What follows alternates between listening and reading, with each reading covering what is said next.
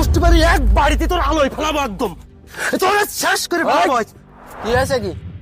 বাপের গায়ে হাত দিচ্ছিস? এ তুই কিডা? এই আমার বাপের সাথে আমার ঝামেলা, তুই কিডা রে? আমি কিটা মানে? বাপের গায়ে হাত দিচ্ছিস আবার বড় বড় কথা করছিস? চাচা ওঠেন, লাগেনি তো আপনার? আমার মারি ফেলাই দিবে রে বাবা। এই জায়গায় বসেন। তোর কইছি কতবার টাকা দিতি, তুই টাকা দিছিস তুই?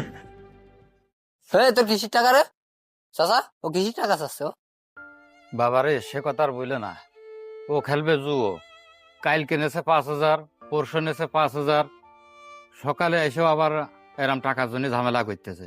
জুয়ো খেলে খেলে আমার ধ্বংস করে ফেলাই দিলে একদম। ঘরে চাইল পর্যন্ত নেই, খাতি পারতেছি নে, ওর আমি টাকা কনতে দেবো এই কথা বলেছি, তার জন্য আমার ধরে মারতেছে।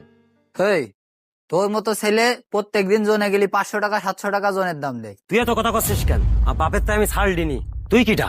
তোর কপালে কিন্তু দুঃখ আছে। তুই কি মানুষ? বাপের গায়ে হাত দিছিস, সে কথা আবার বড়াই করে করছিস? যা পারলে কিছু করে নিস, যা।